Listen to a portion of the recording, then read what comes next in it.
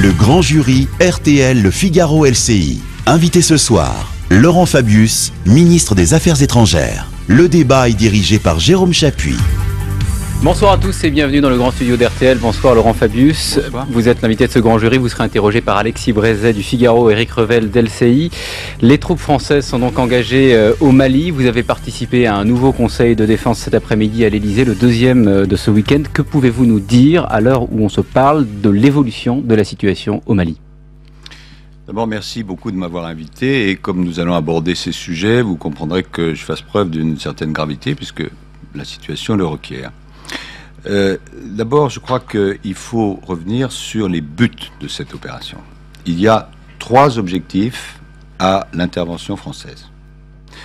Premier objectif, c'est de bloquer l'avancée des terroristes. Vous savez en effet que si la France n'était pas intervenue, les groupes terroristes risquaient d'aller jusqu'à Bamako avec des conséquences épouvantables, à la fois pour le Mali et pour les Français, les Européens. Il y a 6 000 Français, 6 000 Européens. Donc, premier objectif, bloquer les terroristes. Cet objectif est-il atteint ce soir ? Oui. C'est fait. Deuxième objectif, permettre de recouvrer l'intégrité du Mali. Ça va prendre plus de temps. Et troisième objectif, rendre possible l'application des résolutions des Nations Unies, des résolutions des organisations africaines qui s'étaient prononcées et de l'Union européenne. Je viens d'avoir juste, avant de rentrer dans ce studio, le secrétaire général des Nations Unies, Ban Ki-moon, qui m'a appelé longuement pour me dire, je cite, qu'il félicitait la France de sa gestion. Vous avez dit recouvrer l'intégrité du Mali, ça signifie que la France va intervenir dans le nord du pays et va chercher à repousser et à ce que les autorités maliennes reprennent le contrôle du nord du pays ? Alors, ce qui était prévu initialement, il faut le garder en mémoire, c'est que c'était une décision des Nations Unies, c'est qu'interviennent des forces africaines, qu'on appelle la MISMA, la mission de soutien au Mali. Et ces forces devaient intervenir dans quelques semaines. Ensuite, les troupes maliennes devaient être formées par l'Union européenne et l'ensemble de ces troupes devaient reconquérir le Nord. Le problème, c'est que entre la décision qui a été prise et le moment de son application, il y avait nécessairement un délai, et les groupes terroristes ont profité de ces délais pour attaquer. Et c'est dans cette mesure que la France a été appelée d'urgence par le président du Mali en disant « venez à notre secours ». Et donc, ce que nous allons faire, c'est bloquer les terroristes, c'est fait.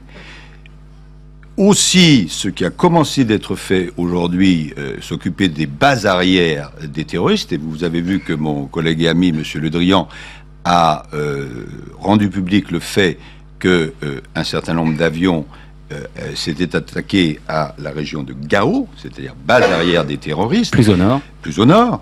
Nous devons sécuriser Bamako avec, évidemment, les troupes maliennes. Et dans les jours qui viennent, nous allons avoir le renfort, dans les jours qui viennent, nous allons avoir le renfort des troupes africaines qui vont permettre petit à petit de prendre le relais. Lorsque vous dites il faut que le Mali recouvre son intégrité, est-ce qu'on peut être peut-être plus précis ? On sait que les terroristes, qualifiés par ce vocable, qui occupent le nord du Mali, occupent le nord de ce pays depuis un certain nombre de mois maintenant et sont extrêmement bien implantés. Pour que le Mali recouvre son intégrité, y compris dans le nord, est-ce que ça veut dire que la France, l'armée française, est donc là-bas, sur place, via les airs ou peut-être au sol, pour longtemps ? Nous espérons que non. Soyons précis, au nord, heureusement, il n'y a pas que des terroristes. Il y a des groupes terroristes qui maintenant sont identifiés, qui s'appellent, on les appelle par leur nom, AQMI, Moudjahou, Ansardine. Mais il y a aussi d'autres groupes, et il y a des personnes qui n'appartiennent à aucun groupe. Et il faudra que le gouvernement malien discute avec ces populations du Nord. Bon. Mais pour le moment, ce qu'il faut, c'est continuer à bloquer les terroristes, faire en sorte que le maximum de groupes, évidemment, se trouvent en difficulté avec le soutien des troupes maliennes. Et ensuite, nos amis des groupes africains, des pays africains, vont prendre le relais. Et nous avons commencé à faire le pointage en liaison bien sûr avec les Nations Unies, dans le cadre des décisions des Nations Unies, de tous les pays d'Afrique qui vont venir aider les Maliens. Mais pour que les choses soient bien claires, nos troupes au sol ont vocation à rester au sud ou bien elles peuvent éventuellement intervenir au nord? Alors, vous savez, la partition entre le sud et le nord, elle n'est pas écrite dans la constitution malienne, c'est même le contraire. Le Mali, c'est un pays. Il s'est trouvé, vous aviez raison de le souligner, M. Revel, que depuis plusieurs mois, il y a des groupes qui se sont implantés au nord, mais il ne faut pas. Donc, il n'y a qu'un Mali et nos troupes peuvent être appelées à intervenir au nord. Alors, notre vocation essentielle est d'être aérienne, soyons clairs. Maintenant, soyons aussi précis techniquement, pour que les frappes, que ce soit des hélicoptères ou surtout des avions, touchent leur cible, il faut qu'il y ait un certain nombre de correspondants au sol, ce qu'on appelle des forces spéciales.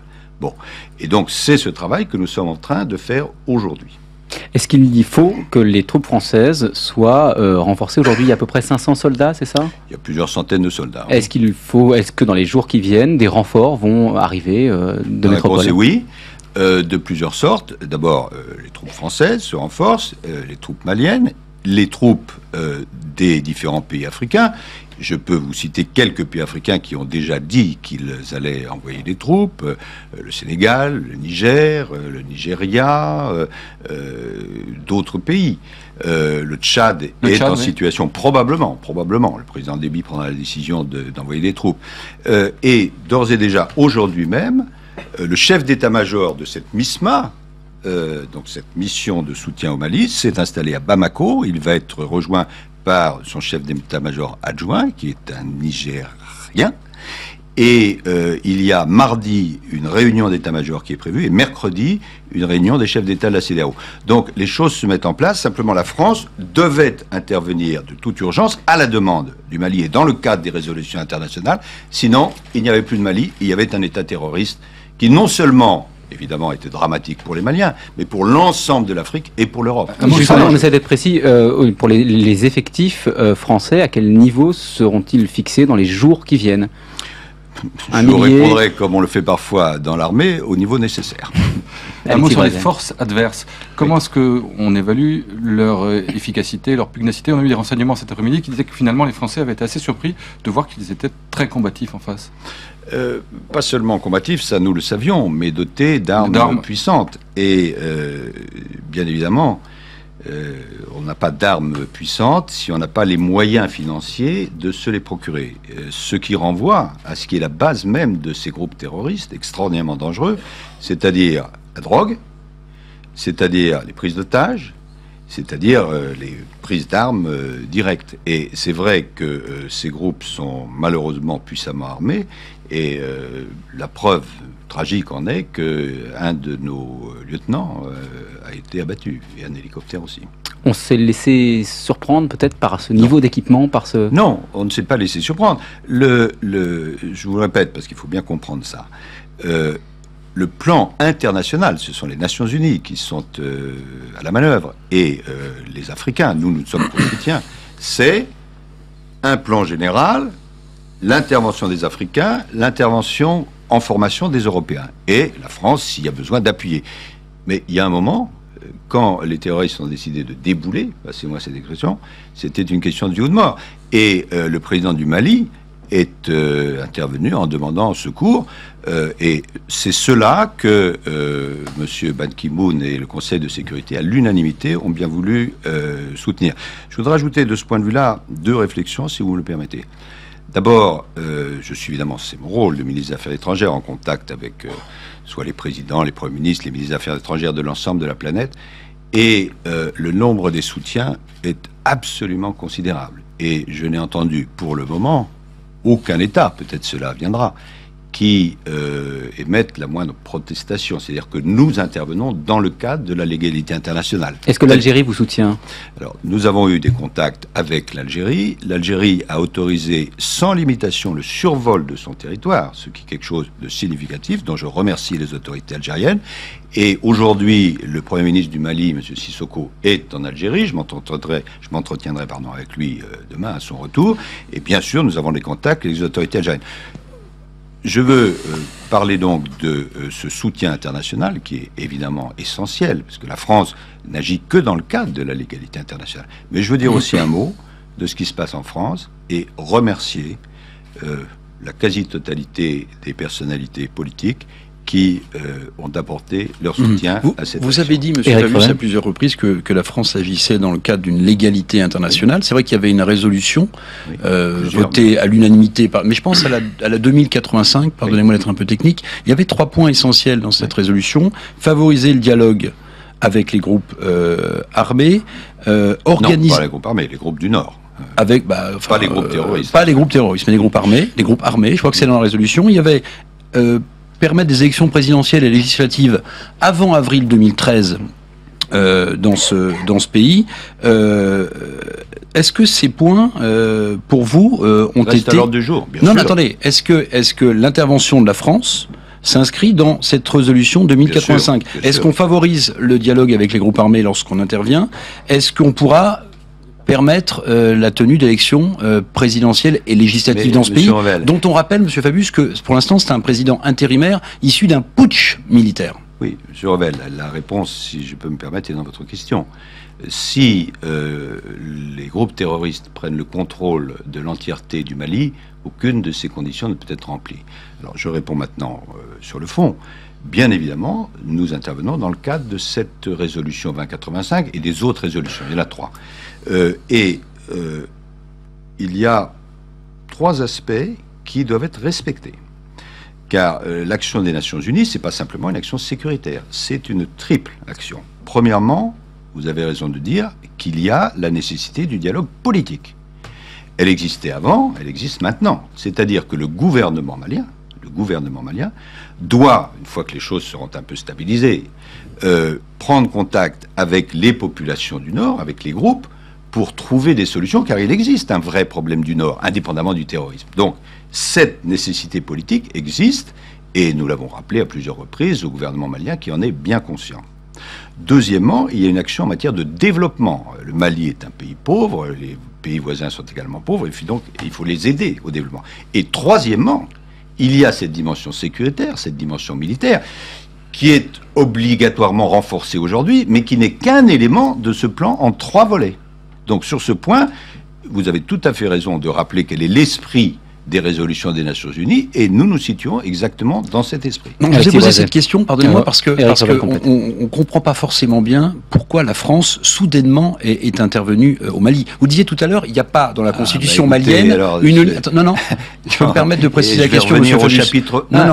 Vous disiez qu'il n'y a pas de ligne, il n'y a pas de démarcation entre le Nord et le Sud. Vous avez raison, au Mali, il n'y a pas constitutionnellement. Mais alors pourquoi est-ce qu'on a décidé que les terroristes du Nord avaient franchi une ligne et qu'ils allaient dans le sud, puisqu'il n'y a pas de ligne, vous l'avez dit tout à l'heure. Il n'est pas mauvais de temps en temps de descendre du ciel des idées sur le terrain.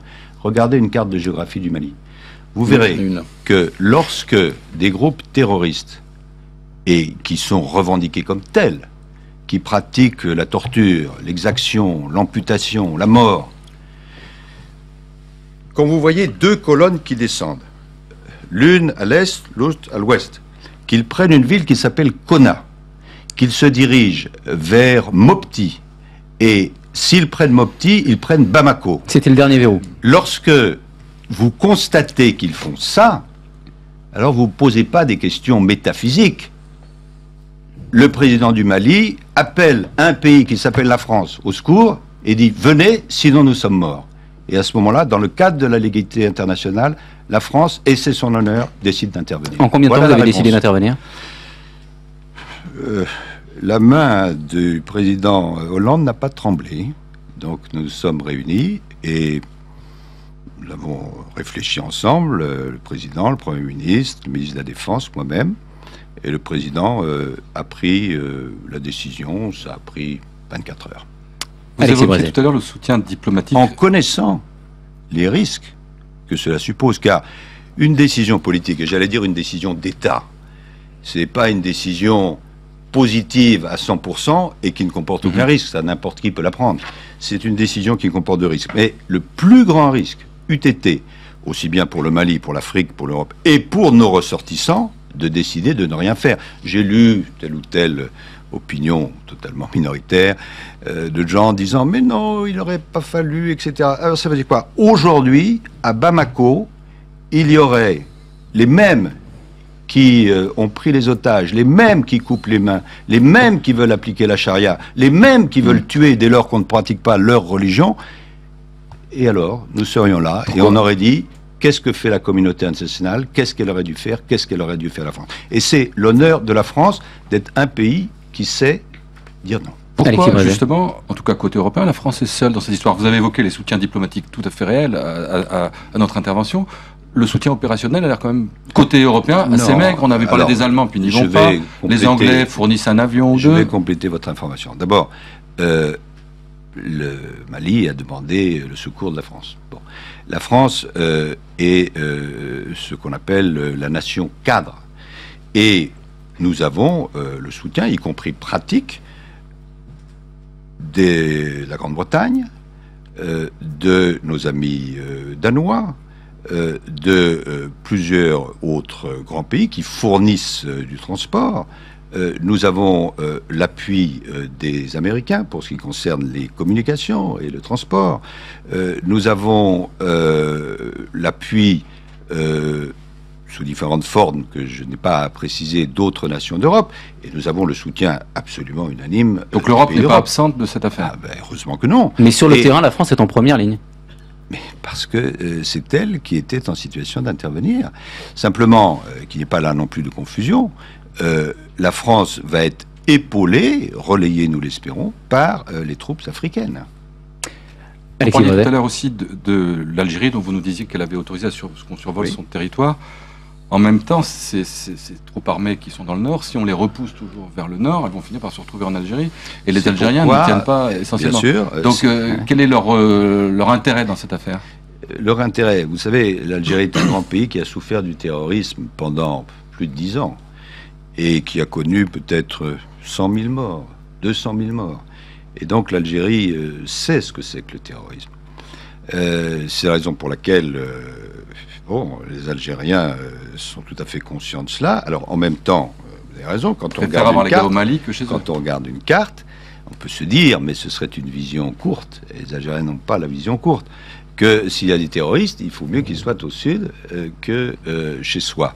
Simplement, les Algériens ont une vision large, et puis ils doivent se dire, mais les terroristes maintenant, lourdement armés, un jour ils peuvent s'en prendre au Mali, voire à l'Europe, mais un jour ils peuvent aussi s'en prendre à l'Algérie. Donc nous travaillons avec les Algériens, nous avons discuté de cela à plusieurs reprises, nous continuons d'en discuter. Je dois souligner notre collaboration, et ce que nous avons à l'esprit, mais ce n'est pas pour aujourd'hui, ce sont des choses qui viendront plus tard, c'est que si les troupes africaines doivent remonter au nord du nord, eh bien évidemment, il faudra que les Algériens ferment leurs frontières. Sur le fond, en quoi ce type d'intervention, lorsqu'un gouvernement africain en danger, je le rappelle, issu d'un putsch, il y a quelques mois à peine, demande l'aide de la France, en quoi la réponse de Paris aujourd'hui rompt-elle avec ce que faisait la France habituellement lorsqu'un gouvernement africain lui demandait d'intervenir? On se souvient il y a très longtemps, Monsieur Fabius, du discours de Cancun de François Mitterrand ou celui de La Baule en direction des pays du tiers-monde. Grande déclaration, le ciel des idées et la réalité du terrain, pour reprendre votre expression tout à l'heure sur un autre sujet. Mais en quoi aujourd'hui on peut dire que François Hollande rompt avec la façon dont son prédécesseur, critiqué à ce moment-là, avait de traiter, entre guillemets, l'Afrique? Mais ça n'a simplement rien à voir, Monsieur Revel. Ce qu'on a reproché pendant longtemps à la France, c'est quoi? Il y a un dictateur qui est au pouvoir en Afrique, il y a une opposition qui représente le peuple, qui voudrait prendre le pouvoir, il y a même parfois des élections qui lui donnent le pouvoir, et la France intervient et dit non, c'est le dictateur qui reste en place. Mais là, ça n'a absolument rien à voir. Vous avez un président qui est un président de transition, un Premier ministre, mais qui sont des gens parfaitement démocrates, et vous avez de l'autre côté des terroristes Les terroristes, le rôle de la France n'est pas de dire « Bienvenue, mesdames et messieurs les terroristes ». Enfin, il y a pas beaucoup de grandes tirades sur le fait que la France prétendait être le gendarme de l'Afrique, la France-Afrique, etc. On a l'impression que ça continue. C'est pas forcément d'ailleurs une mauvaise chose, mais enfin, ça a l'air quand même s'inscrire dans la continuité. Non, c'est que, ou bien je ne me suis pas expliqué, ce qui est possible, ou bien que vous ne souhaitez pas regarder la réalité, ce qui est également possible. Citez-moi un cas où, alors que il y avait une autorité légitime, la communauté internationale reconnaît la légitimité du président Traoré et du Premier ministre Sissoko, parfaitement. Bon, une autorité légitime attaquée par un groupe terroriste, par des groupes terroristes, qui non seulement veulent s'en prendre au pays, mais aux pays voisins, et la France dit, moi, ça m'est égal. Mais peut-être que la situation malienne est un tout petit peu plus complexe. En fait, les islamistes ont sans doute profité d'une rébellion menée par des Touaregs, qui ne sont pas des gens forcément islamisés, pour s'insérer dans cette rébellion et mettre à bas et occuper le nord du Mali. Mais c'est la raison pour laquelle, M. Revel, j'essaye de faire attention à mon expression, j'ai dit que l'action devait être menée contre les groupes terroristes et pas du tout contre le nord. Il y a depuis longtemps un problème qui malheureusement n'a pas été réglé entre le nord du Mali et puis la capitale, et il faut prendre en considération, mais ça c'est aux Maliens de le faire, les réalités du Nord. C'est ce à quoi invitent d'ailleurs les Nations Unies, dans les résolutions dont nous avons parlé tout à l'heure. Et bien sûr, il faut faire cela, mais sans confondre le Nord et les groupes terroristes. Alors Fabius, vous évoquez depuis tout à l'heure la guerre contre le terrorisme, vous évoquiez aussi des voix minoritaires, peut-être qu'il s'agissait de Dominique de Villepin qui disait ce matin que les conditions de la réussite de cette opération n'étaient pas réunies, et il s'interroge comment le virus néoconservateur a-t-il pu ainsi gagner tous les esprits. Il parle de la guerre contre le terrorisme, qui est le vocable qui était employé il y a une dizaine d'années. J'ai connu M. de Villepin mieux inspiré. Oui, parce que l'idée de la guerre contre le terrorisme aujourd'hui est complètement revendiquée, complètement acceptée par le gouvernement que c'est une question ou une affirmation? C'est une question. J'essaye de m'exprimer clairement. J'ai dit qu'il fallait bloquer les groupes terroristes. Je n'ai pas employé le terme que vous venez d'employer. Lui, le sens de sa démonstration, c'est-à-dire finalement toutes ces interventions, ça n'aboutit qu'à essaimer le terrorisme de pays en pays, de Libye vers le Mali. Je préfère me concentrer sur les responsables politiques qui aujourd'hui exercent des responsabilités. Il y a en ce moment 8 Français détenus au Sahel par Al-Qaïda au Maghreb islamique. Est-ce que vous savez si il y a une possibilité qu'ils se trouvent dans les zones qui sont actuellement bombardées? Je ne vais pas entrer dans beaucoup de détails sur les localisations pour des raisons que vous comprendrez aisément. Mais j'essaye d'aller au fond de votre question. Nous avons des contacts avec les familles des otages, qui sont des personnes extrêmement responsables. La situation des otages est une situation effrayante. La situation des familles est extrêmement difficile. La séquence telle qu'elle était prévue n'était évidemment pas celle-là, puisque, je vous l'ai rappelé, il s'agissait qu'il y ait une intervention des forces africaines, la formation des groupes maliens et puis l'appui des Français. Pour les raisons que j'ai indiquées, les choses, à cause même des terroristes, ont dû se passer autrement. 2 observations. Premièrement, tous ces groupes terroristes sont mélangés. Or, ce sont ces mêmes groupes terroristes qui détiennent les otages et qui voulaient prendre l'intégralité du Mali en otage. Et la réponse, elle est toute simple. Ce n'est pas en cédant aux terroristes qu'on va protéger les otages. Alors, bien sûr, c'est une situation extrêmement difficile. Nous sommes en contact avec ces familles, et encore une fois, je respecte leurs sentiments et je partage vraiment la situation extraordinairement difficile qu'est la leur. Le nouveau directeur du centre de crise du Quai d'Orsay, M. Lebray, qui est notre ancien ambassadeur en Haïti, qui est un homme tout à fait remarquable, a pour mission d'être au contact en permanence avec les familles d'otages. Le président de la République recevra ces familles dans les prochains jours, comme je les ai reçues très récemment. C'est une situation très très difficile. Personne ne peut dire qu'il n'y ait pas de risque. Le président de la République recevra donc les otages dans quelques jours. Éric Revel, question. Les familles d'otages. En tenant compte à la fois de l'intervention en Somalie et de l'opération au Mali, tout à l'heure vous avez dit la main du président de la République n'a pas tremblé. Est-ce qu'on peut dire que François Hollande s'est métamorphosé en chef de guerre tout à coup? Il est chef des armées évidemment de par la Constitution. Et quel type de chef de guerre il est aujourd'hui? Sa main n'a pas tremblé. Est-ce que vous pouvez y ajouter peut-être un qualificatif pour qu'on comprenne bien de quelle métaphore, de quelle transformation il s'agit? D'abord, ce qui s'est passé en Somalie, qui est terrible, et qui est un échec, n'a, tout le monde le sait, aucun rapport dans le temps avec ce qui se passe en Mali. C'est une absolue coïncidence si les deux opérations sont en même temps. Ça fait déjà plusieurs semaines que les services de la DGSE nous avaient informé qu'il y avait une possibilité de faire une intervention pour essayer d'exfiltrer l'agent de la DGSE, M. Alex. Et puis, il fallait trouver le moment propice, il y a notamment des circonstances climatiques, etc. Et finalement, le président de la République, sur proposition des services, auxquels il faut rendre hommage, parce que c'est évidemment extraordinairement dangereux et risqué, a décidé d'approuver cette opération qui, malheureusement, s'est mal déroulée.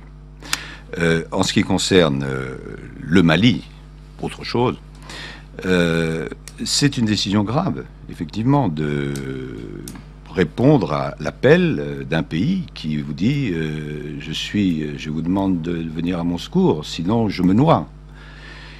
Et donc nous avons discuté de cela. Il se trouve que j'ai une certaine expérience politique et le propre des hommes d'État, c'est de réfléchir, mais le moment venu, c'est de savoir prendre des décisions qui présentent toujours des risques.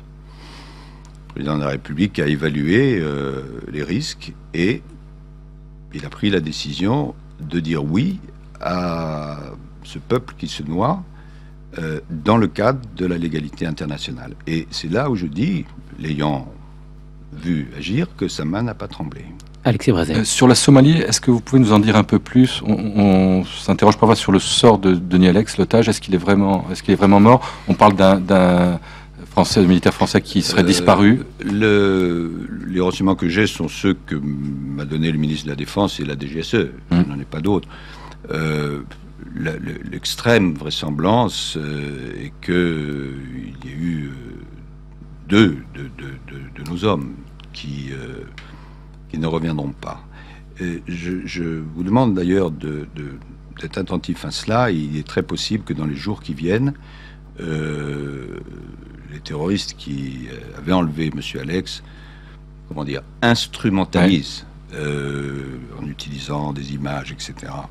Parce que ce qui s'est passé... eux disent qu'il ne serait pas mort. Oui, il faut faire très attention à cela. C'était une opération très difficile. Qu'il fallait tenter? Oui, je pense que c'était la recommandation des services eux-mêmes. Il faut bien voir que cet homme appartenait au service. Et donc, ceux qui nous ont recommandé... Ça fait 3 ans qu'il était détenu. 3 ans dans des conditions inhumaines. Ceux qui nous ont recommandé d'intervenir sont ses frères d'armes. Et c'est sur cette base que la décision a été prise. Qui va continuer à diriger l'opération? Vous accompagnez le chef de l'État dans un voyage à Abu Dhabi à partir de lundi. Alors, la main ne tremble pas, mais qui va avoir la main ferme en votre absence, en celle du président de la République? Il n'y a aucune absence. Le conflit continue. Il n'y a aucune absence. D'abord, nous sommes informés, non pas heure par heure, mais minute par minute, ce qui se passe. Vous savez que dans l'avion présidentiel, il y a le téléphone. Non, je vous le confirme. Le Premier ministre reste à Paris. De toutes les manières, nous partons lundi soir, nous revenons mardi soir. Le Premier ministre est à Paris, recevra lundi soir, comme c'est normal, les responsables des groupes parlementaires. Jean-Yves Le Drian, chargé de la Défense, restera lui aussi à Paris. Il n'y a aucune interruption d'aucune sorte.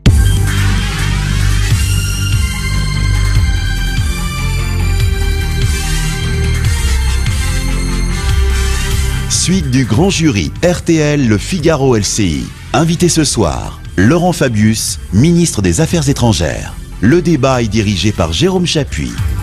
Nous sommes de retour dans le grand studio d'RTL avec vous, Laurent Fabius. La France sort de 10 ans de présence en Afghanistan et on ne peut pas se poser la question, Laurent Fabius. Avez-vous une idée de la durée de cette intervention au Mali? Est-ce une question de semaines, de mois, d'années? Je pense que pour ce qui est de l'aspect le plus directement impliquant la France, c'est vraiment une question de semaines. Bon. Après, on peut venir en appui, mais nous n'avons aucune vocation à rester durablement. Il n'y a pas de parallèle à faire entre l'intervention en Afghanistan et l'intervention au Mali?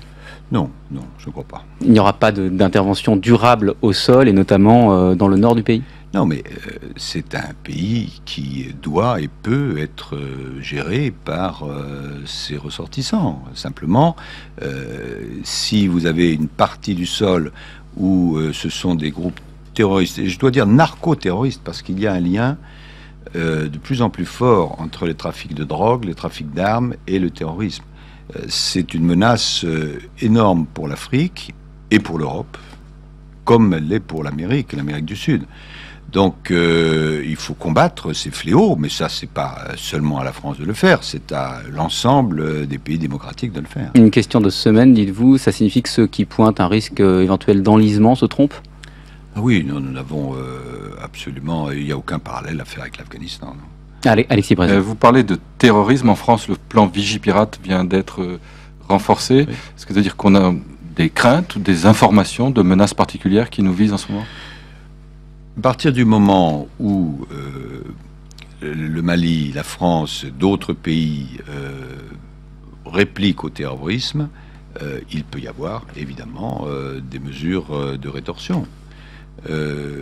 Donc, le président, le Premier ministre, le ministre de l'Intérieur ont eu tout à fait raison de renforcer le plan Vigipirate. Et moi-même, j'ai pris des dispositions pour ce qui concerne nos postes diplomatiques. Et je vous donne deux exemples. Le lycée français Bamako, demain, sera fermé pour un jour, parce qu'il y a des dispositions à prendre. Et j'ai demandé au proviseur du lycée français de Niger, aussi à Niamey, que demain les élèves ne s'y rendent pas, afin qu'on sécurise tout cela. Qu'est-ce que vous pensez des déclarations de ce leader islamiste malien qui ce matin au JDD dit « La France a ouvert les portes de l'enfer ». C'est l'intimidation? Oui, c'est une bonne définition. Mais ces menaces dont vous parlez... Mais il faut faire très attention, parce que compte tenu de ce que sont les activités terroristes dans plusieurs parties du monde, compte tenu du fait que la France, membre permanent du Conseil de sécurité des Nations Unies, est un des grands pays qui sont potentiellement visés, l'Europe aussi, il faut prendre toutes les précautions possibles. Mais la France serait potentiellement visée, mais le renforcement du plan Vigipirate ne s'appuie pas sur des menaces précises? Non, pas précises par rapport à ce conflit-là, mais le rôle d'un gouvernement responsable, c'est de prendre les devants. Je vous propose de changer de sujet, Laurent Fabius. L'autre grand titre de l'actualité de ce dimanche, c'est la manifestation contre la réforme du mariage. Il y a eu cet après-midi plusieurs centaines de milliers de personnes dans les rues de Paris, 340 000 selon la police, 800 000 selon les organisateurs. Et certains font le parallèle avec la manifestation de 1984 pour l'école libre, qui a abouti à l'époque au retrait du projet, l'école privée, c'était le mot d'ordre à l'époque, qui a abouti au retrait du projet et à votre arrivée à Matignon. Est-ce qu'il y a effectivement, selon vous, des points communs entre les situations? Sur mon arrivée à Matignon, je dément. Mais bon, sur le fond de votre question, il peut y avoir des points communs et des points différents. Bon, d'abord, la manifestation de cet après-midi, d'après ce qui m'a été dit, les estimations du ministère de l'Intérieur, c'est 340 000 personnes. C'est une manifestation consistante, hein, et il faut le reconnaître tout à fait honnêtement, qui traduit une sensibilité qu'il faut respecter. Mais je ne pense pas du tout que ça va modifier le projet du président et du gouvernement de présenter la loi qui doit passer en débat à la fin du mois de janvier. Mais par exemple, alors, par rapport à l'école privée, non, la situation est très différente. J'ai connu effectivement cette situation, la tension était beaucoup plus forte. Et puis, il y a une différence. Je ne veux pas être maladroit dans mon expression, mais j'invite à la réflexion. Dans le cas de l'école privée, beaucoup des manifestants ou des gens qui étaient contre les lois de l'époque disaient, mais attention, ça va nous enlever un droit. Hein, nous mettons nos enfants à l'école privée et si la loi passe, nous risquons de ne pas pouvoir les mettre à l'école privée. Donc c'était ça, la réaction de beaucoup de gens. Je ne dis pas les plus passionnés, mais enfin... Donc nous allons nous faire enlever un droit. Tandis que là, il ne s'agit pas du tout d'enlever un droit. Il s'agit, pour ceux qui manifestent, pour ceux qui sont contre ce texte, de dire, mais le droit que nous avons, nous, on ne peut pas l'accorder aux homosexuels. Donc c'est pas du tout la même chose d'un point de vue philosophique, vous voyez. Alexis, on parlait de 84. En 84, il n'y avait pas eu... Et je dois dire, sur le fond, que moi je trouve que je respecte tout à fait cette manière de penser, mais je ne la partage pas parce que je pense que c'est le titre d'ailleurs du mariage pour tous.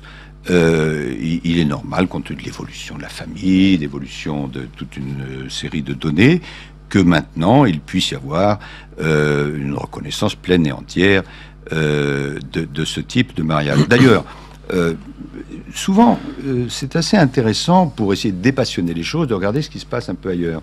Et ça a été dit dans les journaux, dans vos journaux, il y a quand même de plus en plus de pays, notamment en Europe, qui ont cette pratique, et notamment, c'est ça qui me frappe beaucoup, l'Espagne, qui est un pays extrêmement catholique, etc., qui a pris cette loi il y a déjà quelques années. Et ça avait suscité aussi beaucoup d'opposition. Une opposition beaucoup beaucoup plus grande qu'en France.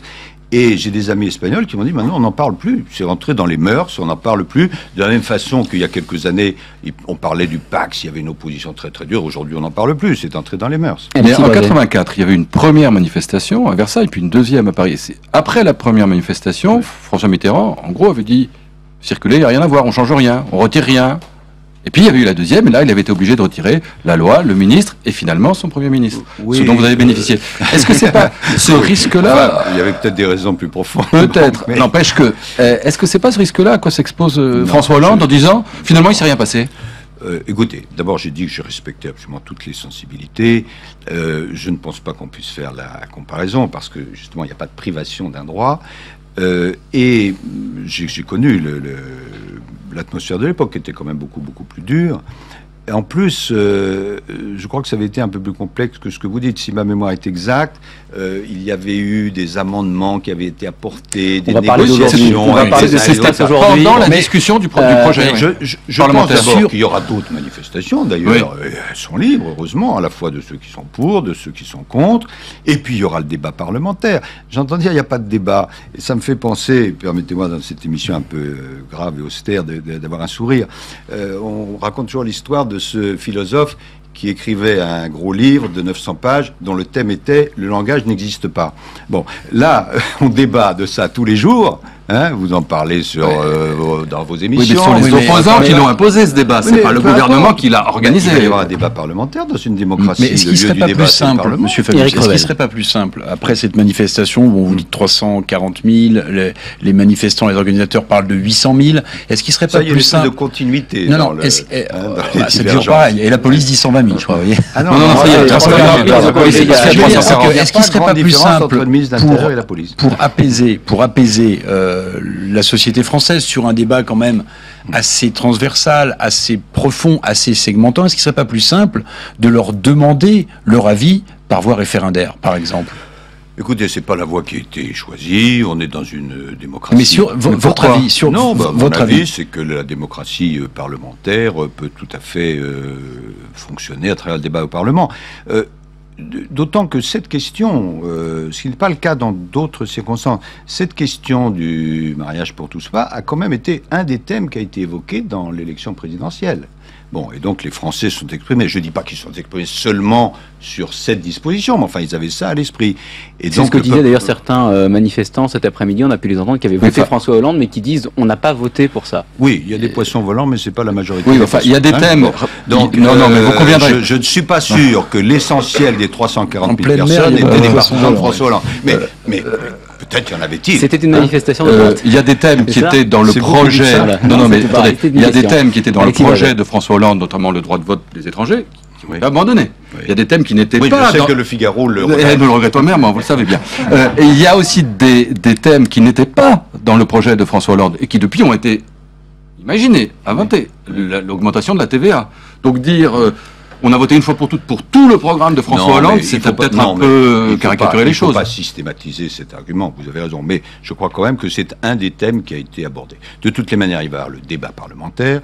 On se plaint suffisamment du fait que les parlementaires ne soient pas respectés, consultés, ils vont donner leur avis. Ce sont des sujets très, très délicats sur lesquels les parlementaires réfléchissent à bon droit, donnent leurs sentiments. Donc je trouve qu'il y a lieu de mener un beau débat en respectant l'opinion de chacun. Mais à vos yeux, il y a quelque chose qui s'oppose à l'idée d'utiliser la voie du référendum ? Dans cette circonstance-là, à partir du moment où les choses ont été abordées dans l'élection présidentielle, où c'est un débat qui est tout à fait légitime de la part du Parlement, je trouve que la voie parlementaire est pertinente. Éric Revel. Tout à l'heure, vous parliez de votre très importante expérience politique. Je suis beaucoup plus modeste alors, que de ça. Votre expérience politique. Attendez, je n'ai pas posé ma question. Oui, mais enfin, je vous arrête en chemin. Éric Revel. Il se trouve que... Mais personne ne la conteste, M. Fabius. Oui, j'ai une certaine expérience. Et je voulais avoir votre analyse politique sur coïncidence et politique. Vous avez remarqué que dans cette émission, on aurait très bien pu commencer si l'intervention française au Mali n'avait pas été déclenchée, on aurait normalement commencé en hiérarchisant nos sujets par cette manifestation. Oui. Nous avons commencé toute la première partie dans la gravité sur l'intervention au Mali.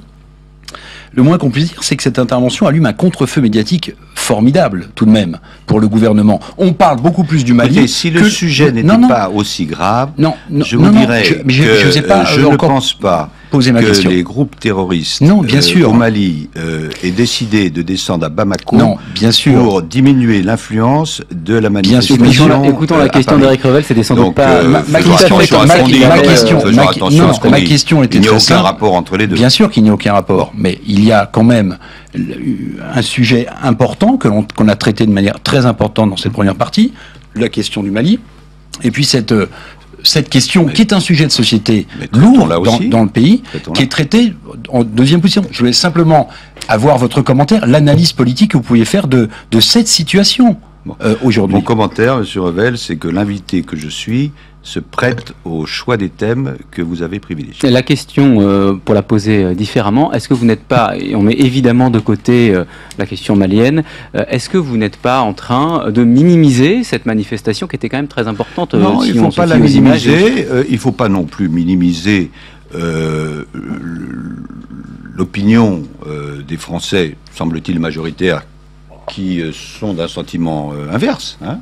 C'est pas parce qu'ils ne manifestent pas, peut-être manifesteront-ils dans le sens inverse. Il y a une petite moitié des Français qui sont contre le mariage et une grosse moitié contre l'adoption, c'est ce que disent la moyenne des sondages.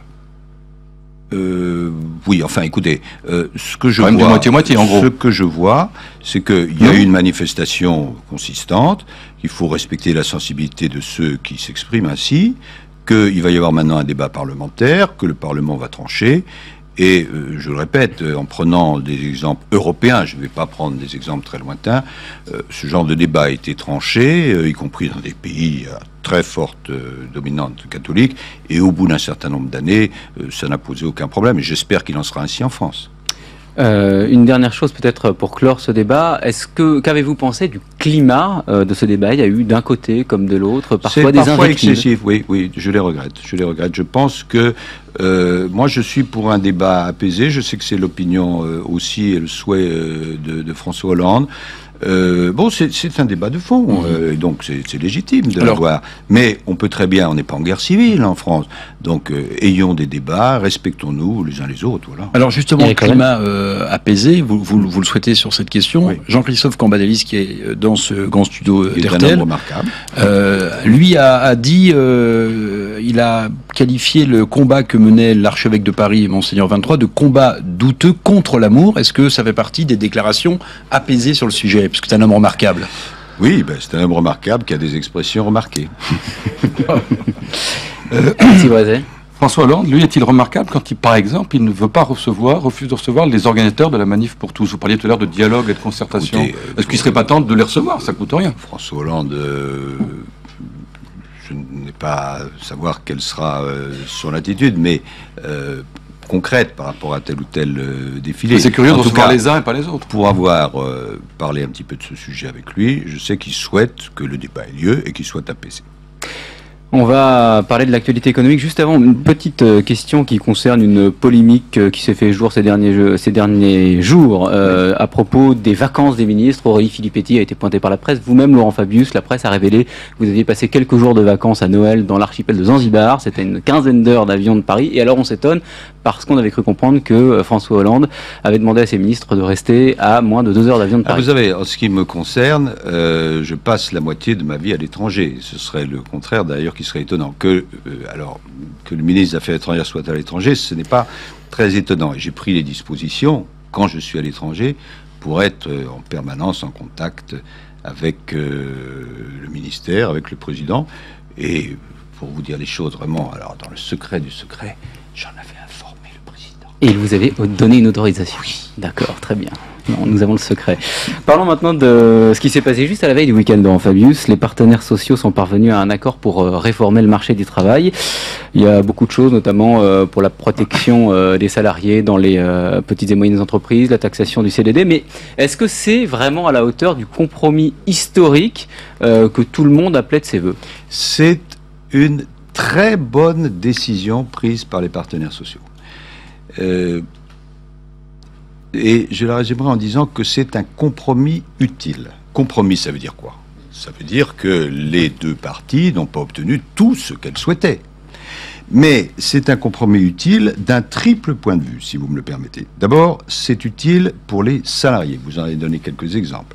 Le fait maintenant qu'il va y avoir la complémentaire santé, le fait qu'il y ait le droit à la formation, le fait qu'il va y avoir une pénalisation des CDD. Tout cela va dans le sens de ce que nous appelons la sécurisation professionnelle. Donc, pour les salariés, c'est utile. C'est utile aussi pour les entreprises, parce que nous sommes dans un changement de monde, nous sommes dans la crise, et il faut que les entreprises puissent avoir plus de souplesse, c'est ce qui est prévu. Et c'est utile, troisième dimension, pour la société. Parce que il ne faut pas se regarder en chien de faïence et attendre que les problèmes nous tombent sur la tête. Nous avons des problèmes de chômage très importants. Nous devons dynamiser l'économie française. Nous avons pris des décisions européennes, des décisions françaises, les contrats, le plan sur la compétitivité, la banque publique d'investissement. Et ce compromis utile va permettre d'aller dans la bonne direction. Je le dis d'autant plus que ça fait plus de 30 ans, 40 ans, qu'il n'y a pas eu un accord de ce type noué. J'avais essayé en 1984, vous le rappelez peut-être, de faire quelque chose d'un peu équivalent, et puis à l'époque, je n'y étais pas arrivé. Donc, compromis utile, positif, qui va permettre d'aller dans la bonne direction. Est-ce que ce compromis utile, est-ce que ce compromis utile, mais qui est un peu historique quand on vous écoute... Oui, il est important. Oui, bon, est-ce que ce compromis utile important va permettre à la France d'inverser la courbe du chômage, puisque le président de la République, François Hollande, espère qu'à la fin 2013, ce sera le cas. Est-ce que... C'est un élément qui peut permettre d'aller dans ce sens-là. Cela dit, cet engagement, et nous avons discuté beaucoup avec François Hollande, qu'il a pris, est un engagement très difficile, et il le sait, très ambitieux. Mais il faut tout faire pour y arriver. Et, bon, on ne va pas faire de théorie économique, mais il y a 3 volets sur lesquels on peut agir, si on veut plus de croissance et une meilleure croissance. Il y a le volet consommation, mais c'est limité parce qu'on n'a pas toutes les possibilités, il y a les questions de compétitivité, etc. Il y a le volet investissement, sur lequel il faut absolument mettre le paquet, et il y a le volet exportation, c'est-à-dire la dynamisation de l'extérieur. C'est ce que j'essaie de faire avec ce qu'on appelle la diplomatie économique. Mais il y a aussi un climat général de négociation sociale et de fluidité sociale, de souplesse. Et ce compromis utile va permettre d'aller dans ce sens-là. Ce compromis utile qui n'a pas été signé par la CGTFO, il faut encore maintenant le transposer dans la loi. Exact. Est-ce que vous attendez et conseillez aux députés socialistes de le voter en l'état? Oui, je pense que, si vous voulez, ce que nous voulons faire, c'est quoi? Réintroduire les partenaires sociaux dans le jeu. Alors, ça ne veut pas dire que le Parlement est mis hors course, il a tout à fait son droit de regard, mais lorsque nous-mêmes, socialistes, président de la République en tête, nous disons il faut qu'il y ait plus de souplesse, que les entreprises aient plus de souplesse et en même temps que les salariés aient plus de sécurité. mesdames et messieurs les partenaires sociaux, mettez-vous au travail. S'ils aboutissent à un accord, il faut pouvoir donner la traduction législative à cet accord. Et pour répondre précisément à cette question, je souhaite que la majorité de gauche soutienne cet accord. Vous évoquez le climat social et économique. La droite et le patronat s'inquiètent d'une possible augmentation de l'exil fiscal, symbolisé par Gérard Depardieu notamment. Et il y a une question qui vous est posée par le président de la commission des finances de l'Assemblée. Il souhaite un état des lieux de l'exil fiscal, et ça vous concerne comme ministre des Affaires étrangères, puisqu'il s'agirait de fournir des listes d'inscription dans les consulats. Est-ce que vous y êtes prêt? Est-ce que ce serait utile?